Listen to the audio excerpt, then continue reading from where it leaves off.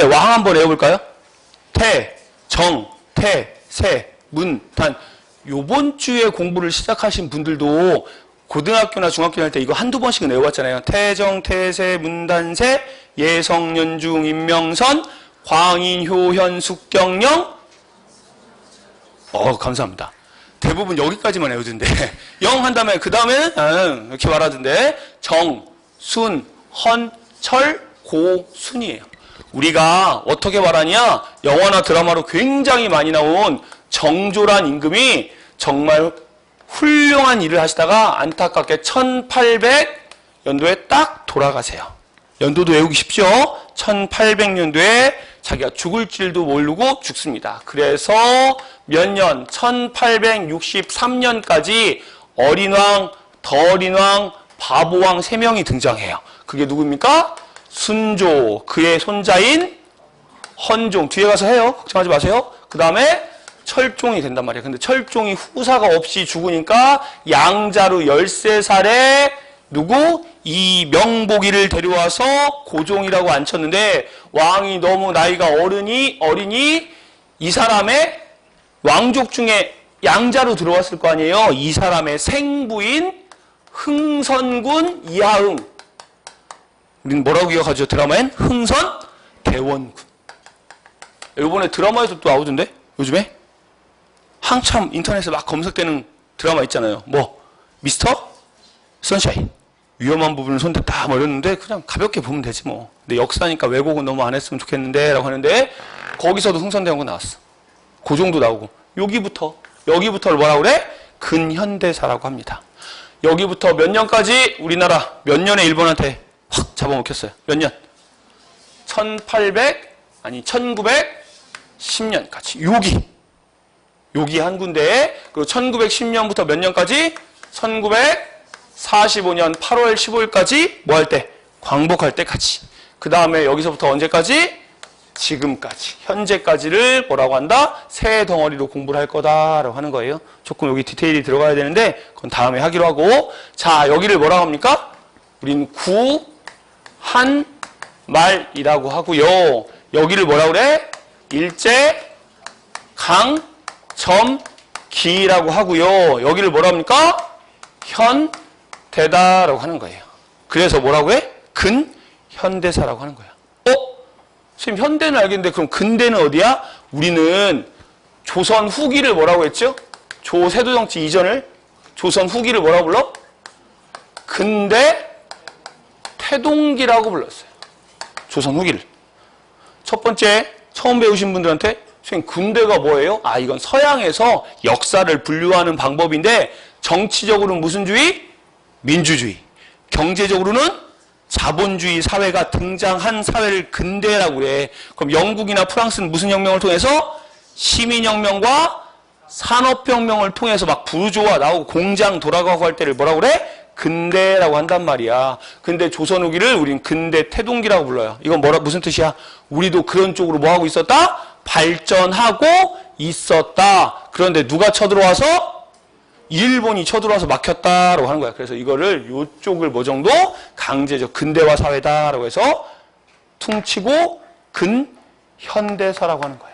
이해됐습니까? 하지만 그렇게 기억할 필요 있어 없어? 없어. 우리는 시험 문제만 맞추면 되니까 여러분 머릿속에는 근현대사는 몇 덩어리?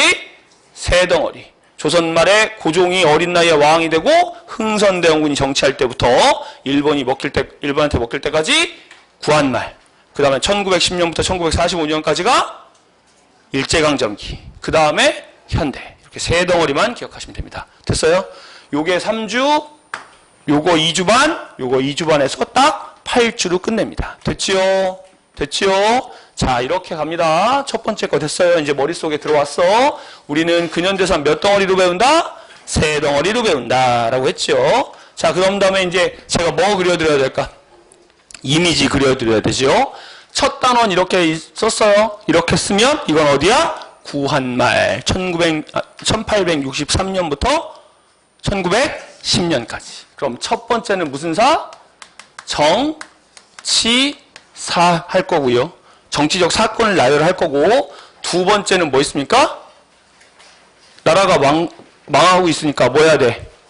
구국 운동이라고 해서 두 가지 흐름 할 거예요. 첫 번째는 공부를 해서 열심히 잘 살자는 무슨 운동? 애국 계몽운동이 있고요. 두 번째는 뭐 있습니까? 줄여서 의병 이렇게 쓸 거예요. 나라를 무력으로 잘 지켜내자라고 하는 거고, 아니 공부하고 똑똑해지고 경제 발전시켜서 잘 살자라고 하는 이런 운동이 이 시기 구한말에 있었다라고 하는 거, 그 두 개 분류해서 볼 거고요. 세 번째는 무슨 사? 똑같아. 경제사. 그 다음에 네 번째는 사회사. 다섯 번째는 무슨 사? 이 지역의 문화사. 이렇게 정리할 거야. 몇 개로? 5개로 정리가 될 거예요. 제가 항상 미리 써주는 이유 뭘까?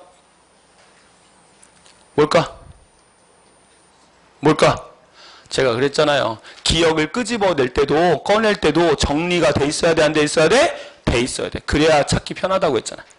그렇지 않으면 뭐 합니까? 네, 잘 이해가 안 돼요. 이해가 잘 안 됩니다. 빨리빨리 못 꺼내요. 제가 그랬잖아요.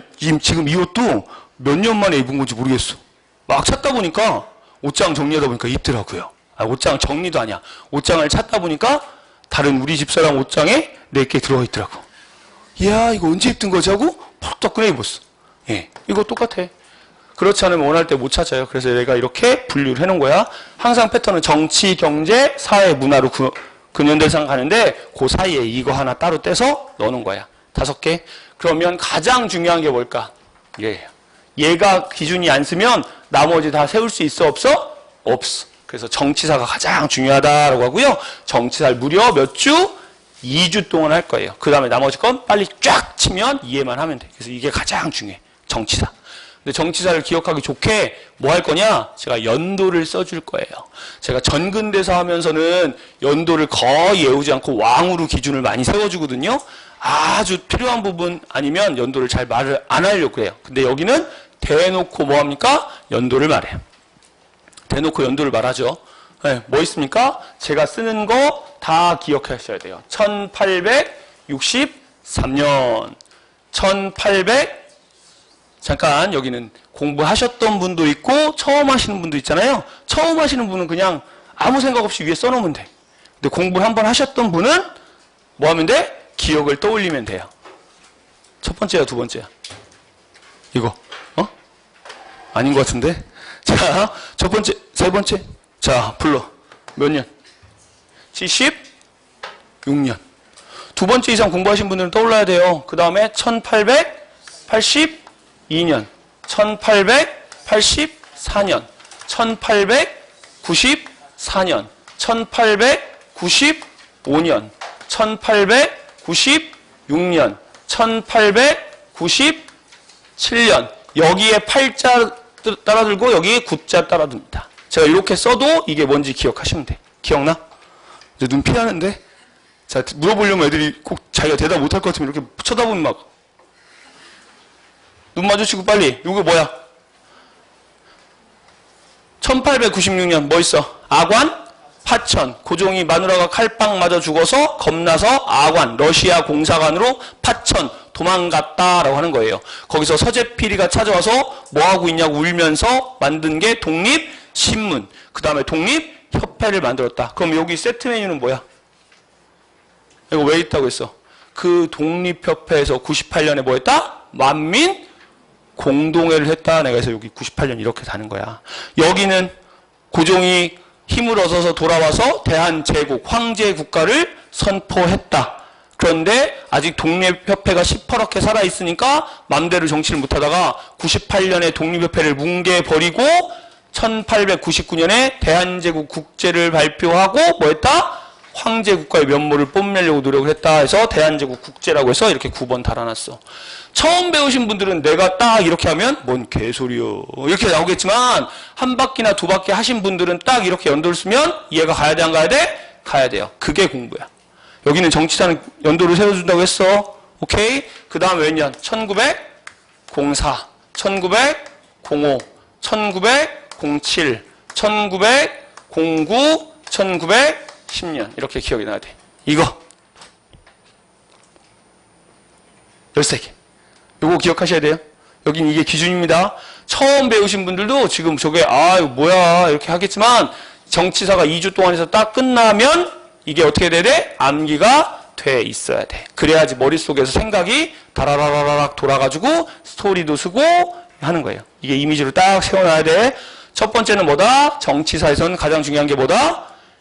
연도다라고 하는 거예요. 연도다라고 하는 거 알아두시면 돼요. 처음 하시는 분들도 그냥 슬쩍 써놓고 쓰기 귀찮으면 땡그라미 다 쳐져 있으니까 걱정하지 마시고 출발하겠습니다. 자, 가요. 이제 뭐 해야 돼?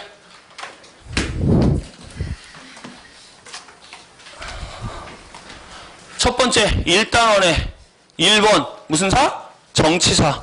그 다음에 첫 번째 무슨 사건? 1863년. 1800 몇 년? 63년. 이제 시작합니다. 1863년은요. 누가 왕이 된 거야? 고종이 왕이 됐습니다. 자, 고종이 왕이 됐어요. 이렇게 나왔는데 배경 지식 설명합니다. 자, 1-1단원 정치사의 첫 번째 테마는 1863년 고종의 등장이다 라고 하는 거야. 근데 고종이 나이가 어리니 누가? 흥선군 이하응이 뭐한다? 정치를 대신해줬다 라고 한 거예요. 이런 정치 형태를 뭐라고 하죠? 왕이 어려서 나이 든 사람이 해주는 걸 뭐라고 그래? 네, 섭정이라고 합니다. 근데 그 왕실의 여자가 전면에 나설 수 없으니까 발을 쳐놓고, 발 너무 어려워? 블라인드를 쳐놓고 뒤에서 이렇게 하세요 라고 하면 어린 왕이 이렇게 하시랍니다 라고 말하는 걸 수렴청정이라고 하고요. 여기는 남자니까 전면에 딱 나서서 신하가 돼가지고 이렇게 이겁니다 라고 하면 왕이 그러시지요 라고 말하는 섭정의 형태를 띄었습니다. 됐어? 그래서 흥선군인데 양자로 들어가서 아들이 뭐가 되면? 왕이 되면 그 아버지인 왕족한테 뭘 붙여요? 대원자를 붙입니다. 그래서 뭐가 되는 거야? 흥선 대원군이 되는 거야. 됐습니까? 그래서 우리가 통칭해서 흥선 대원군, 흥선 대원군 이렇게 합니다. 원래 대원군 더 있어요. 전개대원군도 있고 있는데 흥선대원군 정칙이다라고 하는 거 알아두시면 돼요. 그러면 여기서 안쪽으로 개혁이 있었으니까 고종이 왕이 되는 과정과 안에 어떤 문제가 있었는지 배경 지식을 갈 거예요. 국내적 배경 지식이다라고 하는데 국내에는 아까 썼던 것처럼 1800년도에 누가 죽습니까? 예, 정조가 한많은 삶을 마감합니다. 우리 정조하면 드라마에서 봤어요. 뭐? 이산. 어제 집에 갔더니 우리 사모님께서 보고 계시더라고. 꽃할배. 예, 짐꾼 있잖아, 짐꾼. 이서진도 많이 늙어서 자기도 힘들어하는데 열심히 왔다 갔다 하더라고 막. 예. 가장 제가 어제 집사람 보고 있는데 저 워드 작업해서 이거 보내고 막 이렇게 하고 있는데 이렇게 눈을 돌려서 보다 워드 작업하다 보다 이렇게 워드 작업했는데 가장 기억에 남는 게 다 일 끝내고 혼자 앉아가지고 뭐 먹는 거. 예, 소주에 김치. 예, 소주 한 잔 마시고 책 한 페이지 읽고 김치 먹고 그다음에 이렇게 하는 거 나는데 야 뭉클하더라고. 야 왜 이렇게 감정이입이 되지? 막 이런 거 있잖아. 예? 자, 그 이산 역할을 했던 이서진 있잖아요. 그 정조가 뭐 했습니까? 이산이 정조야. 한많은 삶을 마감하죠. 정조 아버지가 누구였지? 사도세자. 야, 얼마나 개인적 트라우마가 많겠어. 아버지가 뭐 한 거? 할아버지한테 죽임을 당하는 걸 봤어, 안 봤어? 봤어. 대박이지. 그러면서 막 굶어 죽으면서 소리 질렀거든. 하는 걸 정말 아들이 다 들었단 말이야. 몇 살 때? 7살 때. 여러분 그 기억이 어떨까요? 야, 매우 참혹하겠지? 근데 그 트라우마를 극복하고 최고의 왕이 된 정조였습니다. 그래서 개혁 정치를 막 하려고 했는데 그러다가 자기가 죽을 것도 모르고 어떻게 해요? 등창이 나서 죽습니다. 종기가 크게 났어요.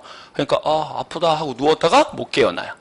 그리고 죽었어. 그리고 11살에 누가 왕이 됩니까? 순조가 왕이 되는 거죠. 순조가 아직 어리니 누군가 정치 권력을 대신해 줄 거잖아. 처음에는 증조 할머니가 하다가 순조가 딱 왕이 되는데 이때 권력을 잡는 집안이 하나 나옵니다. 누구죠? 안동 김씨 장인어른이었어. 김조순이 권력을 잡습니다. 김조순이 권력을 잡아요. 한 세력 있는 가문이 정치를 뭐 하는 거야? 좌지우지하는 거야. 그럼 정치가 잘 될까 안 될까? 안 되죠. 여러분 우린 눈으로 봤잖아요. 언제? 얼마 전에 최순실 기억나요? 최순실이 큰 문제, 강남 아줌마가 여기다 이렇게 빽지고 문제가 된 게 뭐였어?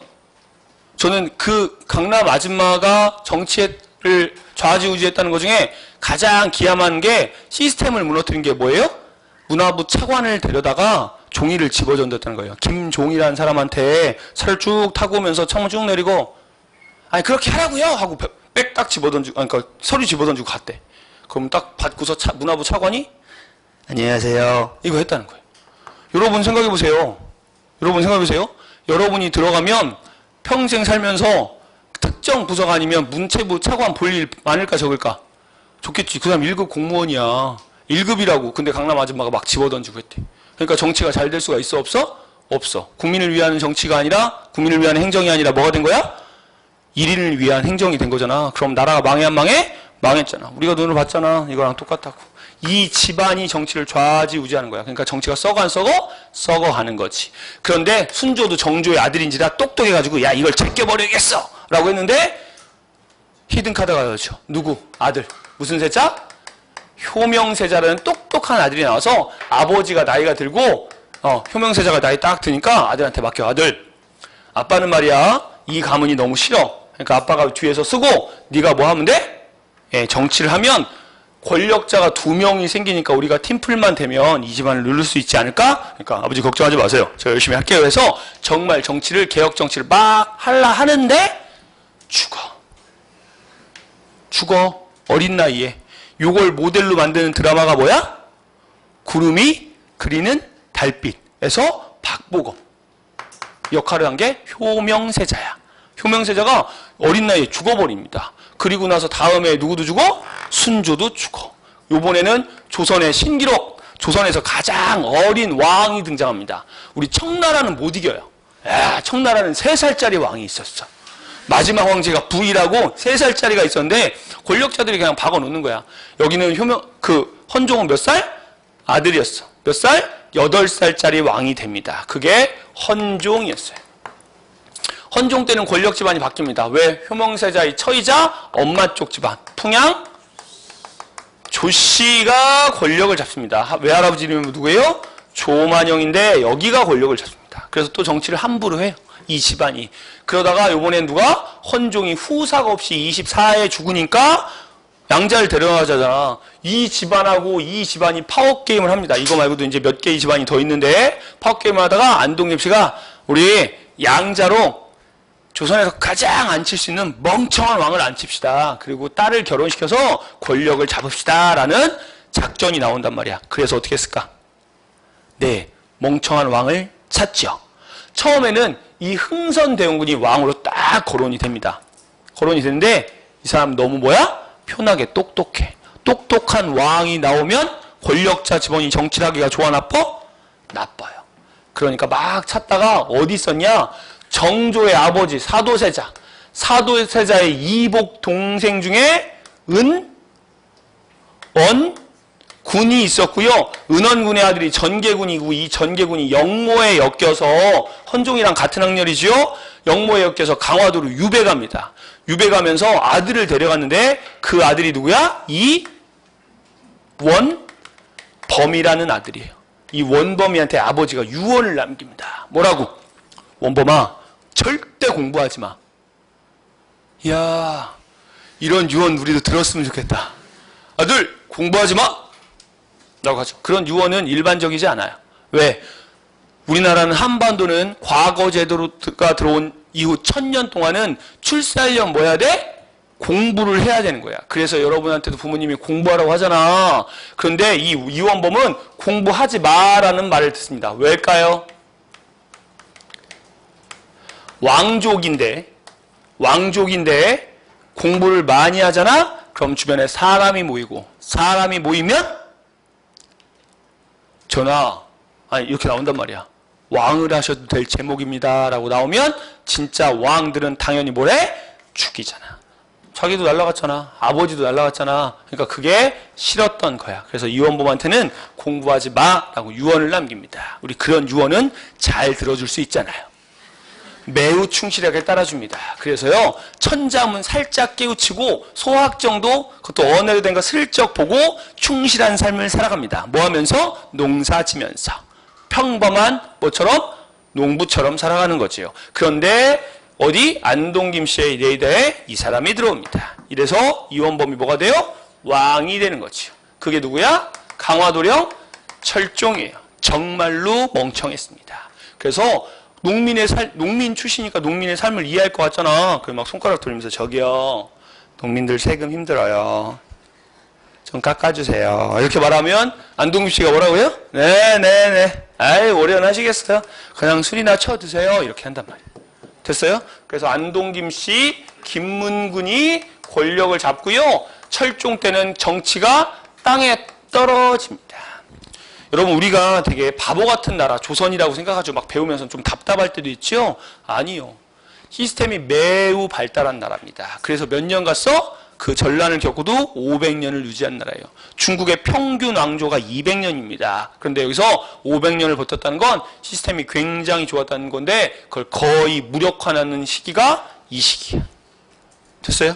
이 시기야. 정치가 아주 땅에 떨어집니다. 그러다가 이제 누가 죽어? 철종이 죽는 거를 다 알았죠. 그럼 이때 흥선대원군은 이런 집안으로부터 대우를 받았을까 못 받았을까?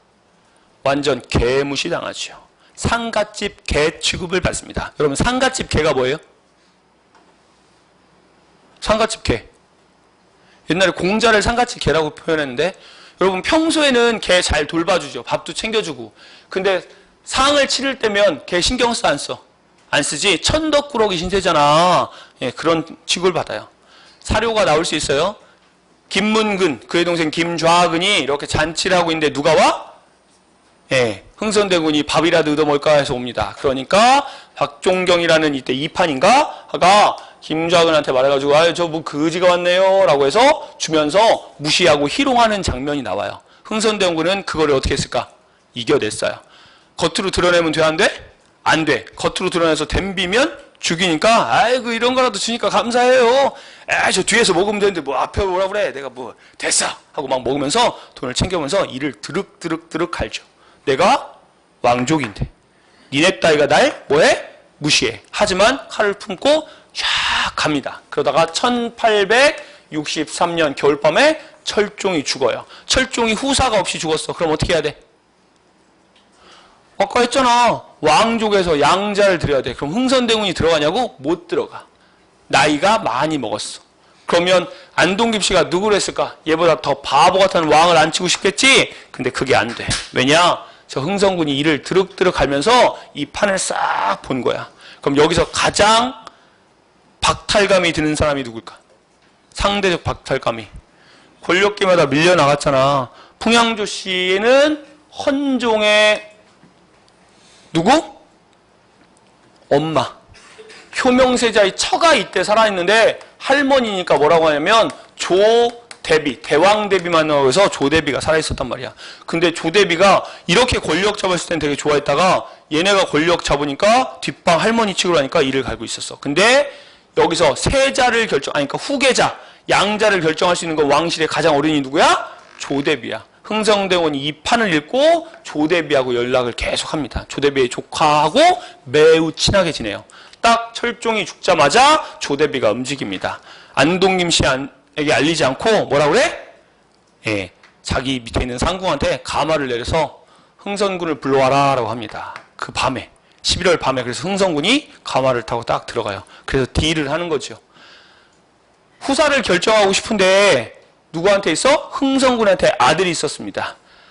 정실 부인한테 2명 있고요. 첩한테도 아들이 있었어요. 얘는 턴 안 돼. 첩의 아들이니까, 후궁의 첩의 아들이니까 안 되고, 둘이가 있었는데 큰아들이 19살에 이재명, 둘째 아들이 13살에 이명복이었습니다. 누구를 달라고 했을까? 19, 13. 13세 이명복이가 왕이 되는 거예요. 그게 누구야? 고종이야. 됐어? 이 스토리.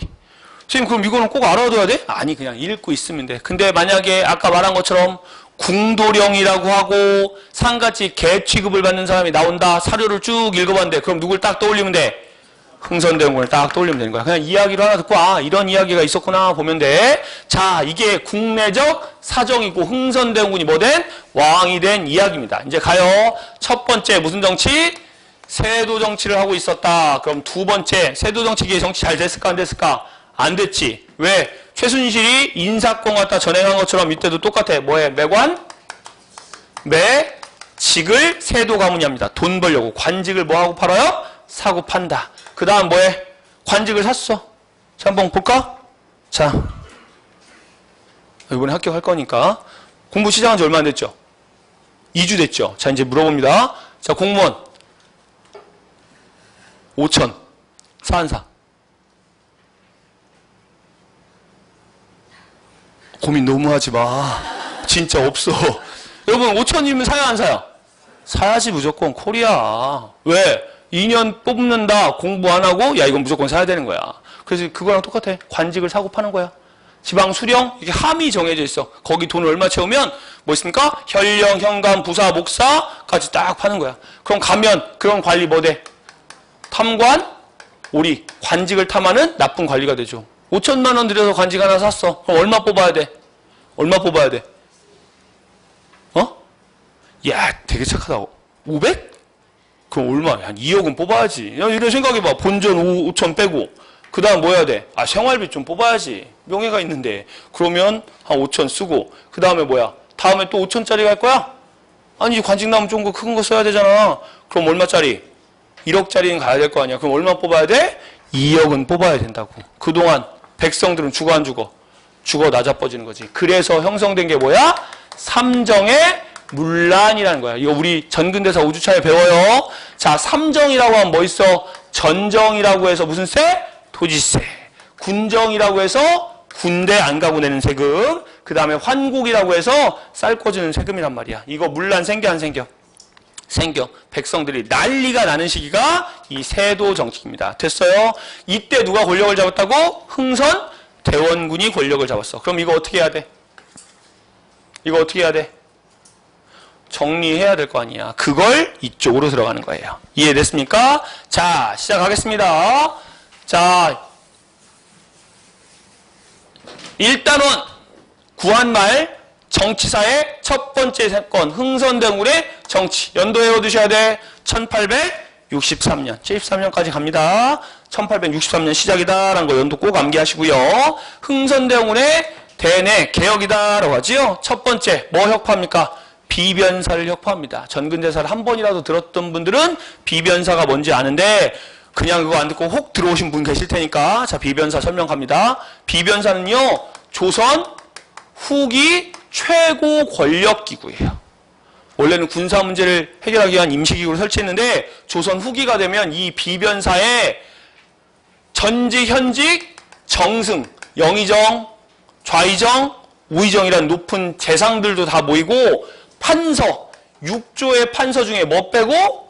공조 빼고 이호해 예병 형공이라는 뭐뭐요? 장관들 다 모이고 편안히 하면 총리도 모이고 장관도 모이고 그 다음에 오군영이라고 해서 메인 중앙군 5개 군대 훈련도가 뭐 영청, 총청, 수호청, 금영 지금으로 말하면 높은 군인들 5명 다 모이고 거기에 학술 연구기관이고 왕을 공부시키는 홍문관 대제학. 처음 배우신 분들 그냥 높은 새끼 다 모이는데 이렇게 되는 거야. 그러면 이 세도정치기엔 방금 배운 세도정치기에는 이 비변사를 누가 차지하고 있었을까? 누가 차지하고 있었을까? 세도 가문이 다 차지하는 거야. 집안이 딱 가면 여기가 한 15명의 당상관으로 구성되어 있는데 다 누구야? 같은 집안이야. 삼촌 어디였어요? 아, 삼촌 얼굴 좋네요. 어제 볼 좀 쳤나봐. 아, 조카 왔는가? 막 이렇게 말하면서 지들끼리 다 해먹는 거야. 그러니까 이거 딱 비변사가 있으면 왕권이 강해 약해? 약할 수밖에 없잖아. 그래서 흥선대원군이 뭐야? 딱 왕 되자마자 먼저 손댄 게 비변사. 혁파! 날려. 모이지 마. 그냥 모이지 마. 알아서 해. 그러면서 뭐냐? 정치는 의정부, 영의정, 좌의정, 우의정 3명이 모이는 관부로 돌아가라라고 하는 거죠. 이러면 왕이 이 3명을 어떻게 할 수 있어? 컨트롤 할 수 있잖아. 이렇게 되는 거고요. 군은 뭐 되는 거야? 3군부란 걸 만든 거예요. 조선 전기의 군사 를 동원하기 위해 살짝 만들었던 건데 그 3군부를 다시 만들어서 이제 5군형은 군사 문제는 어디서 체결한다? 3군부에서 해결한다라는 거야. 정치와 군사를 분리해 놓고 인원수도 줄여 안 줄여? 줄였어. 그래야 왕이 컨트롤하기 좋아 안 좋아? 좋아. 왕권 뭐 하는 거? 강화를 하기 위해서 비변사를 혁파하고 의정부와 3군부를 부활했다라고 하는 거 알아두시면 되고요. 자, 두 번째는 당연히 세도 가문 날려야 돼 안 날려야 돼? 날려야지. 안동김씨 다 뽑아서 버립니다. 흥선대군요. 개인적인 욕망이 있었대요. 어떤 거냐? 이 세도 가문이 안동김씨가 정자를 하나 갖고 있었어. 대부분 잘 나가는 양반들은요. 그 정자를 하나씩 갖고 있습니다. 그러니까 뭐라고 해야 돼? 그 정원 같은 거 되게 멋지게 가꾸거나 아니면 강가에 가장 뷰가 좋은 데다가 정자를 쳐가지고요. 잔치를 할 때면 그쪽으로 사람들을 다 부르는 거야. 지금도 마찬가지지. 우리 좀 사는 사람들은 뭐 있어? 별장도 짓고 그러잖아. 그런 개념을 갖고 있었어. 안동김씨가 별장 갖고 있었는데 어디냐? 압구정이에요. 압구정에 정자가 맛있는 게 있단 말이야. 흥선대원이 지나가면서 맨날 그래. 내가 저거 뺏을 거다. 자기 친구한테 저 내 거다. 이렇게 말하니까 친구가 묻기요. 네가 뺏긴 뭘 뺏어 임마 했는데 정말 딱 왕되자마자 그러니까 권력을 잡자마자 보기 좋게 뺏어요. 나가라고 하고 상징적으로 행위를 한 거죠. 그때부터 다 뽑아내요. 안동김씨 날라가 해서 척척척척 뽑아가지고 다 날려버립니다. 됐어요? 그 다음에 이제 뭐 해야 돼? 중요한 거 서원입니다. 서원은 우리가 7주차 사회사에서 배웠어요. 서원이 뭐지? 조선 후기에 설립된 사립학교예요. 사립학교입니다. 사립학교. 목적은 되게 좋아 안 좋아? 좋아요. 국가가 해야 되는 교육을 민간인들이 사립학교인 서원을 세워서 했었어. 가장 좋은 거야. 근데 부정적인 영향 드러나 안 드러나? 매우 많이 드러나는 거죠. 왜냐? 이 서원이 면세, 세금도 안 내, 면역, 여기에 소속된 사람들은 어디도 안 가? 군대도 안 가. 그 다음에 그 동네에서 백성들을 쥐어짜는 괴롭히는 상징물처럼 돼 있단 말이야. 그게 서원이야. 그래서 흥선대군은 딱 명령을 내립니다. 조선에 한 600개의 서원인데 야, 다 불질러. 세금도 안 내고 돈 빨아오는 새끼를 다 불질러 라고 합니다. 그럼 양반들은 당연히 반대할까 안 할까? 하지. 몇백 년 동안 자기네가 공부해오는데 사립학교가 없어진다니까 막 대항합니다. 그러니까 아주 멋진 말을 남기죠. 뭐라고? 공자가 살아 들어온다고 해도 유학을 만든 유교를 만든 공자가 살아 돌아온다고 해도 백성의 고열 피를 쭉쭉 빨아먹는 이 새끼들은 날려야겠어 라고 해서 강력한 카리스마를 갖고 날려버립니다. 몇 개? 47개만 남기고 날려버렸다라고 하는 거 알아두면 돼요. 그걸 뭐라고 한다? 서원철폐라고 한다라고 한 거야. 남아있는 서원은 대부분 왕이 인정해준 사액서원을 중심으로 남습니다. 47개소만 남았고요. 이유는 뭐 하기 위해서? 재정확충, 세금 많이 걷고 많이 걷었다라고 한 거야. 그러면 여러분 생각해 보세요. 제가 항상 정치를 하려면 서원을 철폐하려면 그냥 찌질하게 하면 안 돼. 딱 상징적인 거 하나를 빡 날려야 돼, 안 날려야 돼? 날려야 돼. 그걸 딱 날림으로 해서 나는 이런 것도 날리니까 꼭 할 거야 라고 말하는 거잖아. 대부분 정권이 바뀌면 기업들한테 기업 개혁을 합니다. 그러면서 그 기업은 하나 딱 걸리면 그 기업은 완전 다 털어요, 안 털어요? 털털 털죠. 이번 정권에는 어디가 걸린 것 같아? 삼성을 손을 대야 되는데 못 댑니다. 힘이 세서. 그보다 더 심하게 걸린 거 어디? 땅콩. 정확히 말해야지. 마카다미아.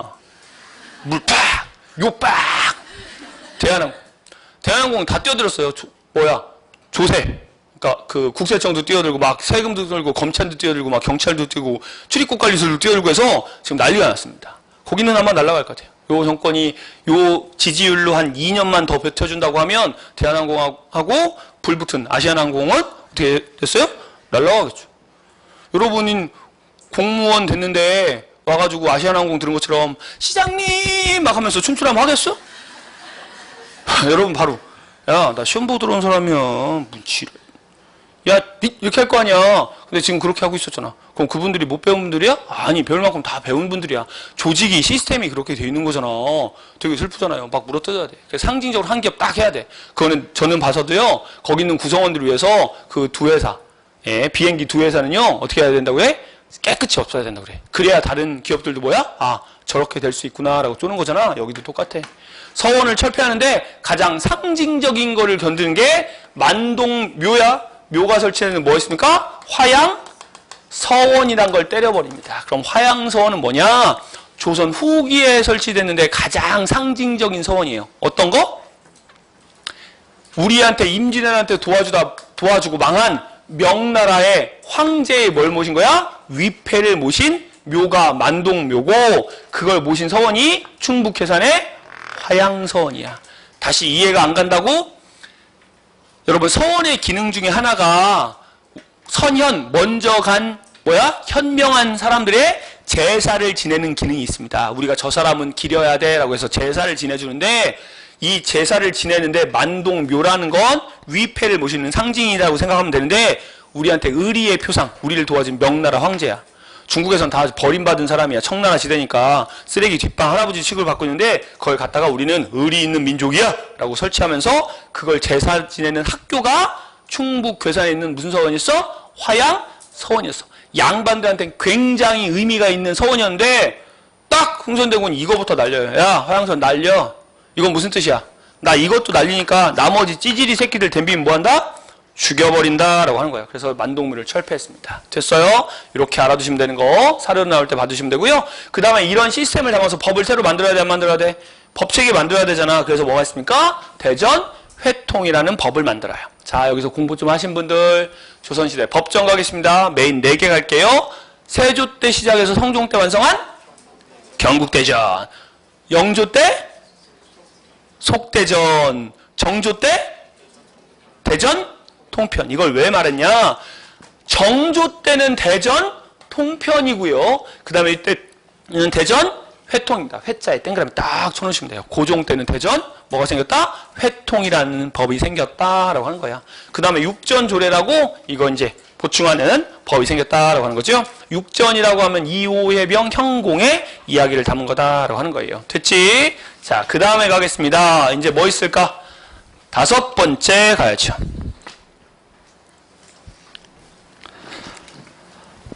맨날 아침에 일찍 일어나지만 토요일 아침이 가장 잔인해요. 내가 이거 여기 토요일 아침에 이 수업 안 깔려고 엄청 노력했거든. 이리 치고 저리 치고 해서 어쩔 수 없이 깔았어.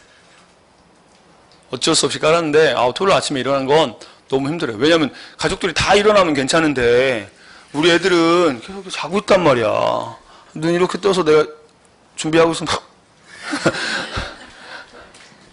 우리 아들 옆에서 계속 자야 되는데 꼬물이 옆에서 막 툭툭 때리면서 자야 되는데 일어나서 너무 힘들었습니다. 여러분들 힘들게 왔으니까 열심히 공부하세요. 괜히 왔는데 짜증난다고 막 이렇게 하지 말고 저도 열심히 할게요. 자 5번째입니다. 이제 뭐 해야 돼? 어느 정도 막 치고 쳤잖아. 왕실의 권위가 다 무너져 있잖아. 그래서 왕실의 권위를 세운다고 커다란 사업을 합니다. 여러분 조선에 정궁이 있었어요. 법궁이자 정궁은 태조 이성계가 세운 뭐였습니까? 경복궁이었어요. 근데 경복궁 언제 불타? 임진왜란 때 일본 놈들이 와서 막 불질러 버렸습니다. 뭐 노비가 태웠다 뭐 이런 소리인데 그걸 밝히는 건 학자들이 할 거고 여러분 그냥 누가 불질렀다면 돼? 일본 놈들이 막 불까지 질렀어. 거기서. 더러운 새끼들이. 근데 이게 너무 커. 지금 여러분 서울에 경복궁 가보셨습니까?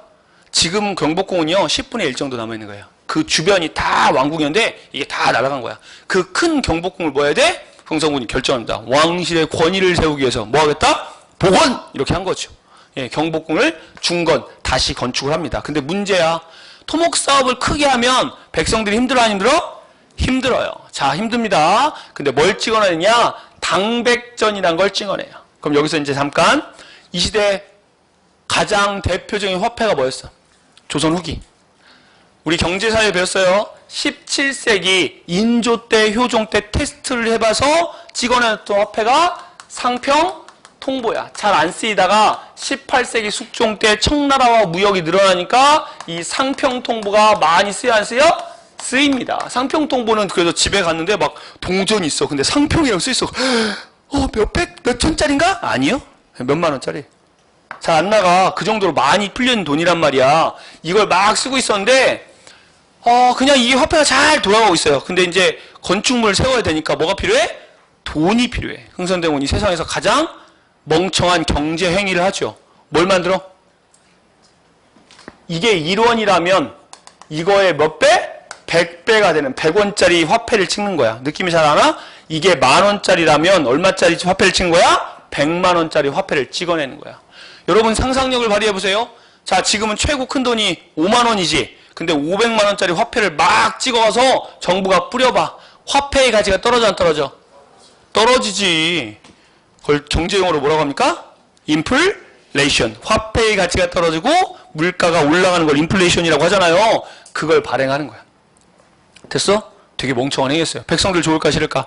싫어요. 그래서 당백전을 발행해서 인플레이션이 일어나고 화폐의 가치가 뭐였다? 떨어졌다라고 하는 거 알아두시면 되는 거고요. 그 다음에 돈 뺏기 가장 좋은 거 뭐 있어? 우리 최순실 누나도 이거 하려고 했는데 뭐 재단 하나 만들어서 뭐 만들었습니까?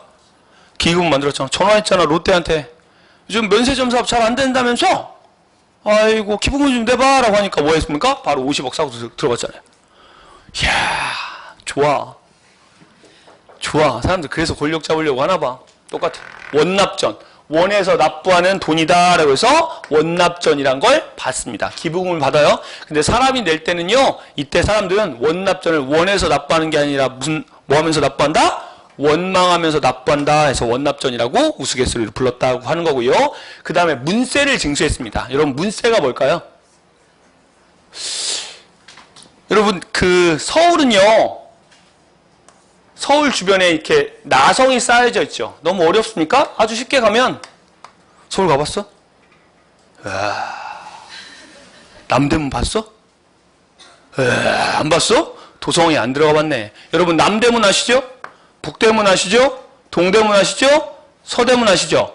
없어 보이니까 숭례문, 흥인지문, 도림문, 숙정문 요게 연결이 돼 있었던 거야. 높은 성으로. 그리고 이 안을 뭐라고 합니까? 여기를 서울이라고 하는 거예요. 여기를 도성이라고 합니다. 그리고 이거를 서울 주변에 나성이라고 한다라고 하는데요. 요 안에 들어갈 때 문을 지나갈 때 뭐 한 거야? 문세를 징수하는 겁니다. 여러분 당황스럽지 않겠습니까? 맨날 다니는 길인데 뭐 내래? 돈 내래. 우리는 당황스러워도 정부는 돈 벌기 쉬워 안 쉬워? 매우 쉬운 거죠. 여러분 한번 생각해 보세요. 갑자기 어느 날 갑자기 여기 도로를 지나가는데 여기 시청 앞에 딱 맞고 돈 내요. 걸어오는데 돈 내. 여러분 당황해 안 당황해? 당황하겠지. 근데 돈 벌긴 쉽잖아. 이렇게 한 거야. 그 다음 뭐 했습니까? 묘지림을 별명했습니다. 여러분 기억나십니까? 우리 국보 일원인 이 숭례문 불탔어 안 탔어? 불탔죠. 불탔을 때 가장 문제가 된 게 뭐였어? 나무였어. 왜냐하면 이걸 만들려면 금강송이 있었는데 우리나라 소나무가 있었어 없었어? 없었어. 우리나라 산림이 다 황폐화가 돼가지고 소나무가 없었습니다. 그래서 안타깝게 어디 소나무 갖다 썼어? 캐나다산 소나무 갖다가 국보 이론을 복원했어요. 국보 이론을 바꿔야 된다는 뭐 그런 게 있잖아. 상징이 있는데 한글로 바꾸자라는 그런 운동이 많이 됐어요. 근데 한번 만들어 놓으니까 그냥 뭐 큰 의미가 없지 않냐. 그냥 쓰자. 국보는 순서가 있는 게 아니라 다 보물이다라는 논리를 폈는데 저도 한글로 바꾸는 데는 생각을 한번 해봤으면 좋겠다는 사람이거든요. 왜? 캐나다산이니까. 캐나다산이잖아. 그거 된 거야. 그럼 이 경복궁 지려면 나무 많이 들어가 안 들어가? 매우 많이 들어가겠지. 근데 그 나무가 있어 없어? 없어요. 그러니까 어떻게 하는 거야? 나무를 쫙 찾아봤더니 나무가 무진장 잘 관리된 데가 있어. 어디? 뭐 안동김씨 묘, 풍양주씨 묘. 여러분 조선의 민법에서는요. 이렇게 영의정이 뭐 하면 무덤을 쓰면 여기서 몇 자 안에는 이 땅 안에는 다 이게 누구 땅이야?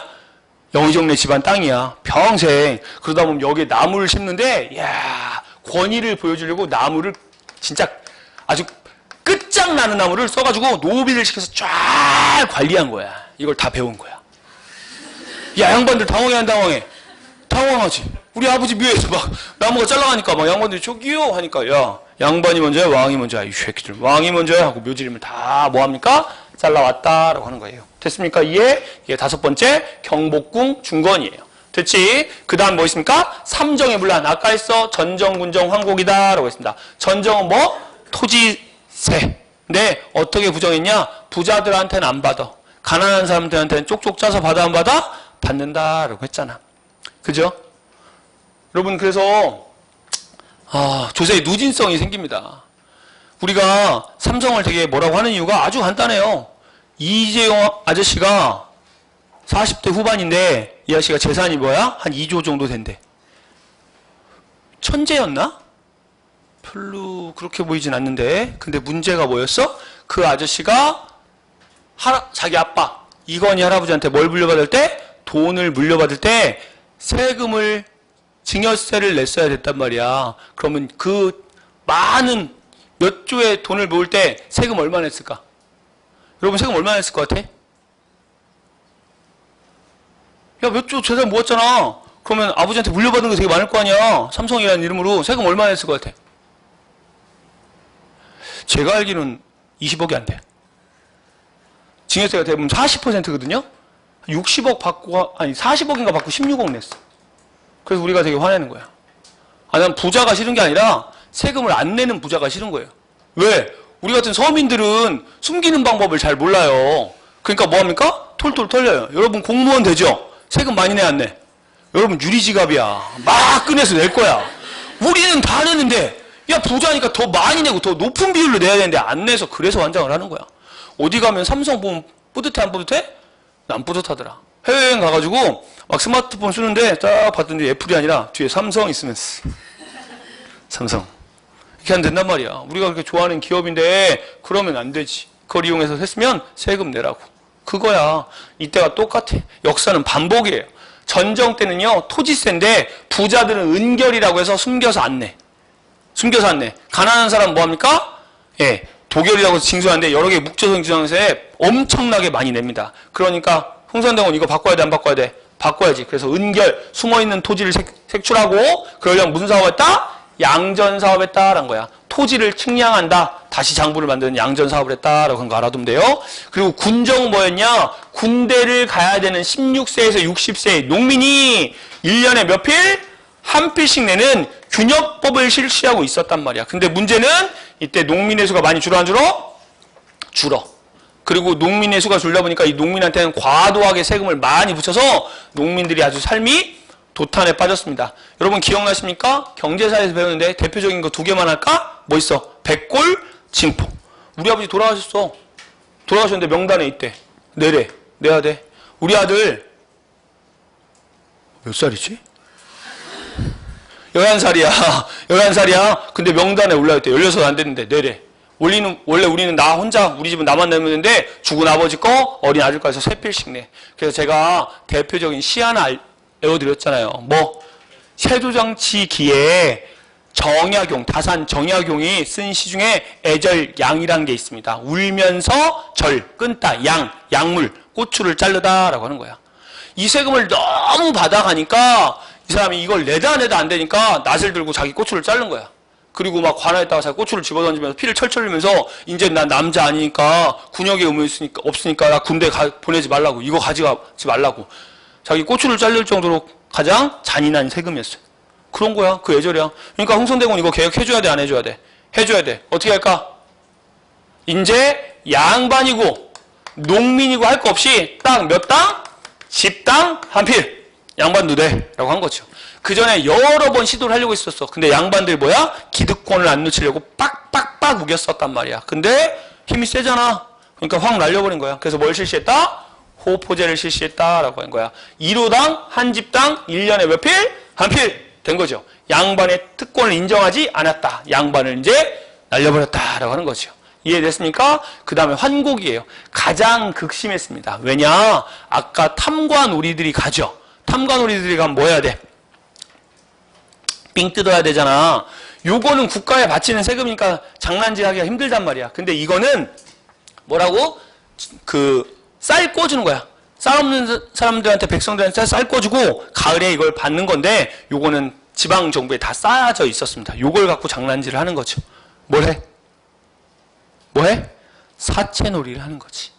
원래는 이거 아주 조금의 이자만 받고 꿔줘야 돼. 정부 기금이니까. 그런데 이걸 갖고 사채, 고율의 사채를 하는 겁니다. 꾸기 싫어도 막 꿔주는 거지. 어떻게? 조만한 통에다가 돌반, 쌀반 섞어서 오래된 쌀을 꿔주고 받을 땐 큰 통에다가 깨끗하게 좋은 쌀만 받아서 받는 거죠. 몇 배의 이자를 남깁니다. 그러니까 백성들이 이게 가장 극심해서 죽어 안 죽어? 죽어나는 거야. 이게 원인이었거든. 1862년에 시작된 뭐도 임술농민 모두 환곡 때문에 난 거야. 그래서 이거 환곡제 폐지. 국가가 꿔주지 마. 그럼 누구한테 맡겨? 개인한테 맡겨. 어떤 개인? 그 동네에 존경받는 양반한테 맡기자. 왜냐하면 그 동네 존경받는 양반은 뭐가 있으니까? 명예가 있으니까. 함부로 꺼먹고 못 꿔. 그리고 개인이니까 국가가 처벌하기도 좋아 안 좋아? 좋다. 그래서 개인한테 맡기자라고 해서 사창제를 실시합니다. 이게 6번째예요. 자, 국내적 기업 이해 가십니까? 자, 가요. 국내 개혁 암기합니다. 첫 번째 어떻게 할 거야? 비변사 날려요. 그치? 왜? 2번 안동김씨 뭐 하려고? 추출하려고. 그 다음에 돈 없으니까 뭐해? 서원 철폐해요. 그 다음에 이 내용들 어디다 써? 법전에 써놔요. 그 다음에 5번째 왕실의 권위를 세우기 위해서 뭘 세워? 경복궁을 중건해요. 6번째 그 다음에 백성 민생안정을 위해서 삼정을 개혁했습니다 라고 한 거야. 전정은 뭐하고? 은결 세출하려고 양전사하고, 군정은 균역법에서 무슨 법으로 바꾸고? 집당 포를 부과하는 양반도 내라 호포제 하고요. 그 다음에 뭐 있습니까? 예, 환곡은 뭘로 바꾼다? 사창제로 바꾼다라고 한 거야. 6개 외웠어. 1863년 흥선대원군으로 걸리면 국내적 개혁. 국내적 개혁은 6개가 딱 나오면 되는 거야. 이제 마지막으로 정리합니다. 자, 빨간색 들었어요. 이거는 백성들이, 양반들이 싫어하는 거. 양반들이 싫어하는 거 뭐 있을까? 첫 번째 뭐 있을까? 서원철폐. 양반들이 싫어했겠죠? 왜? 왜? 이 양반의 권위가 무너지는 거잖아. 첫 번째 하나 했어. 두 번째 뭐 있을까? 경복궁 중건. 싫어하겠죠. 특히 뭐 걸리니까 돈 내야 되고 묘지림 별명하니까 경복궁 중건 싫어했겠죠. 그 다음에 뭐 있습니까? 세 번째 이거 딱 쳐있네.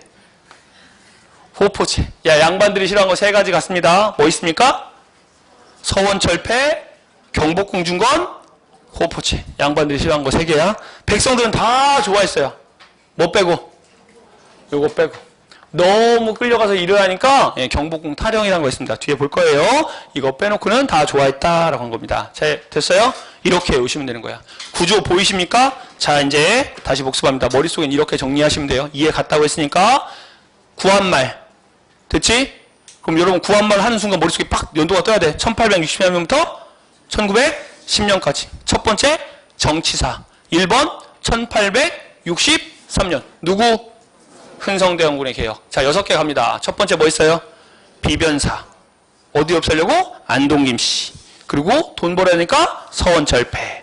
네 번째 뭐 있습니까? 이거 써놔야 되니까 대전 회통. 5번째 왕실의 권위를 세우기 위해서 경복궁 중건. 6번째 민생안정을 해서 삼정의 문란개혁. 끝입니다. 이렇게 공부하시는 거예요. 천천히 배경 지식까지 설명했습니다. 그 다음에 조금 속도가 빨라져요. 자, 10분간 쉬었다가 이제 국외로 할게요.